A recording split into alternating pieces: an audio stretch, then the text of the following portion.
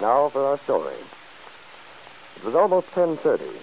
Aunt Mary Lane's house on Willow Road was dark, but lights glowed from the windows of Lefty Larkin's little place nearby. Aunt Mary had telephoned from town that she was having dinner with her old friend, David Bowman. Lefty hadn't said much to that.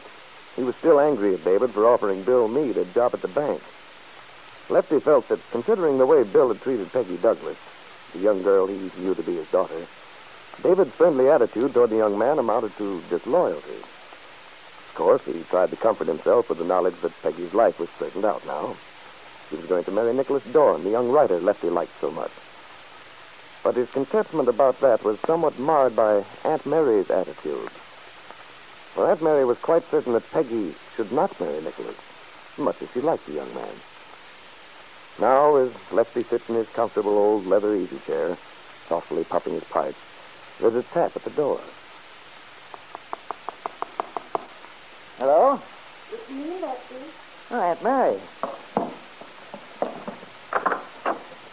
Well, I just got back, so I thought I'd come out and say hello before I turn in. Well, I'm glad you did. Here, Aunt Mary. Take the rocking chair. Oh, no thanks, Lefty. I always prefer a chair with a straight back. This'll be fine. Okay. But I never have understood why you want to torture yourself. Oh, it isn't torture to me. I just like to have something to support my back. I don't like to slouch. Well, did you have a good time? I suppose Banker Bowman brought out his best silver for you. We had a very nice dinner. I hope you found yourself something to eat. Oh, sure. When I phoned, I'd forgotten that Peggy was having dinner at the Plumbers. Why didn't you remind me? Because I figured you'd feel you had to come home. And I thought it'd be a good change for you not to cook for once. Even if it meant having dinner with old Fuss Budget. Oh, Lefty, you ought to be ashamed, talking about David that way. You know very well you miss him a lot. Oh, I'm worrying along all right without him. Of course, you're bound to miss anything you get used to, even a headache. You're not saying that David's a headache, I hope. Well, maybe that is putting it a little strong, Aunt Mary. I'll admit I'm prejudiced, but darn it, David ought to have better sense. He knows the way Bill Meade acted, the way he's treated Peggy. I've got no use for Bill Meade. Lefty, I think if you'd see him, know how he feels about the whole thing, you might change your mind. I doubt it. When did you see him last? Tonight. Bill dropped in to see David while I was there. I see. Bill's going ahead and getting a divorce, Lefty. It's too bad he didn't get some sense earlier in the game. He could have saved himself and some other people a whale of a lot of trouble. Yes, he could have. What's done is done. Now there seems to be nothing for it but a divorce. It's not going to be too easy to get that divorce. No. Besides, there are other complications. The child. Yeah. The poor little kid hasn't harmed anybody. But he'll be the one who'll take the rap, being brought up by Ben Calvert and Kit. But he's not going to be, if Bill can help it. How come? That's what Bill wanted to tell us.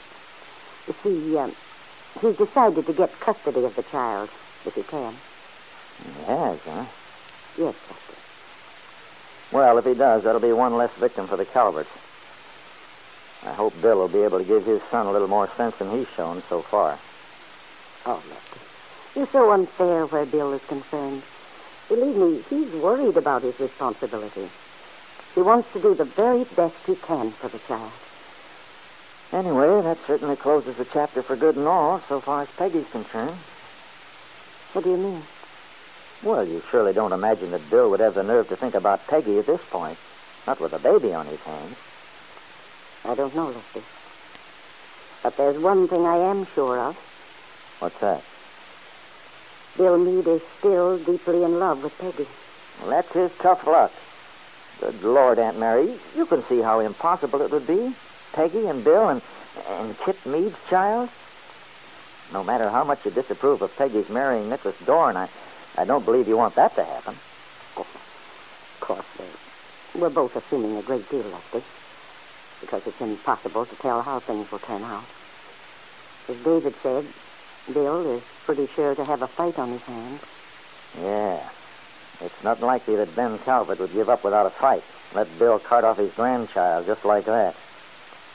No, sir. He'll put up a fight if I know him. Lefty Larkin and Aunt Mary were silent for a moment, each thinking of the strange, unhappy situation which had been created by the birth of a baby. The child Kit Meade had presented to Bill Meade as his own, but which in reality was the son of Lisa Fenner. And now at this same moment, many miles from Wakefield, in a house at Malibu Beach outside of Los Angeles, that young woman, Lisa Fenner, enters the living room where Paul Cromwell, Kit's old friend, stands waiting impatiently. Well, Lisa, are you all packed? Ready to go? Oh, yes, Paul. And for once, I don't think I forgot anything. Although I'll probably discover something missing after it's too late. I usually do. I will hope not. Would you have a drink of sherry before we leave? Well, have we time, Paul? If we're going to catch the train. Oh, yes. It's plenty of time. I'd hate for us to miss the train. Oh, good Lord, Lisa, don't be so provincial. We won't miss the train. Max is backing the car out now. He'll get our bags stowed away in no time, and we'll be off. What's the matter with you, Lisa? You're so jumpy lately. Just a bundle of nerves. I'm sorry, Paul. It must have been a period of uncertainty. Of being halfway between the old life and the new one. Once everything's settled, my divorce and all that. Lisa, you'll have to learn to be patient. These things always take time. Oh, I know, Paul. But it isn't just that. Well, then, what is it? It's the child, too. Well, what about the child? You know Kit's taking good care of the baby. It's all right, I'm sure. Yes. But still, I keep dreaming about it. Thinking. I've tried not to bother you with how I feel, Paul, but it drives me crazy. Lisa, you're surely not thinking of going back on your word. Changing your mind. Oh, no. I know it's done. It's over. But still, that's just the trouble. It isn't over, actually. That's what keeps me so on edge. There's still time to go back, and yet I realize I shouldn't. If only the legal part was settled, so I'd know there was something definite. Well, it will be settled soon. You know that. Yes. When Kit has the baby legally. When we meet it, as you said we would, get the papers taken care of, then I won't be afraid of myself. This way. Lisa, you keep talking as if you are backing down. Oh, I can't help it, Paul. But I'll be all right, I promise. When it's formally closed. You haven't told me yet where we can meet Kit. That's because I haven't heard from her yet. But, Paul, I thought we were leaving so we could meet Kit. Clear this whole thing up once and for all. And that's just what we are going to do. We're going to Chicago. Is Kit going to meet us there? I don't know, Lisa. You don't know? Paul, you don't seem to know anything. You'll never give me a definite answer to anything. How can I give you a definite answer about something I don't know myself? When we get to Chicago, I'll get in touch with Kit. Go down to Wakefield and straighten things out. But I don't understand, Paul. Why do you have to go to Wakefield? Why can't you phone Kit, have her meet us here on the way? Because that's not the way it seems best to me. I don't see why you have to be so mysterious. I'm not being mysterious. This just isn't the sort of thing you handle over a telephone. All right, Paul. You don't have to shout. Well, I'm not shouting. Well, you certainly sounded irritated. Good Lord, who wouldn't be? For days, all you've done is nag. Going about with a long face. You're so tragic about it all. Why can't you be sensible? Sometimes, Paul, I think you're the most cold-blooded man I've ever known. You asked me to be sensible, and I've given up my baby. And my whole life is torn apart. Oh, for heaven's sake, Lisa. Now, don't start weeping. Everything will turn out all right. As soon as I get to Wakefield, talk to Kit, we'll know exactly what's going to happen. Perhaps that's what you think, Paul Cromwell. You believe that when you see Kit, everything will begin to unfold according to the plan you and Kit had when she left.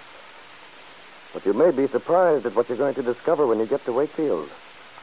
For in spite of the fact that you helped Kit persuade Lisa Fenner to give up her child, that you are even now pretending to plan to marry Lisa, trying to keep her in a contented frame of mind so that she won't attempt to reclaim her own baby, you might find that all your trouble has been for nothing.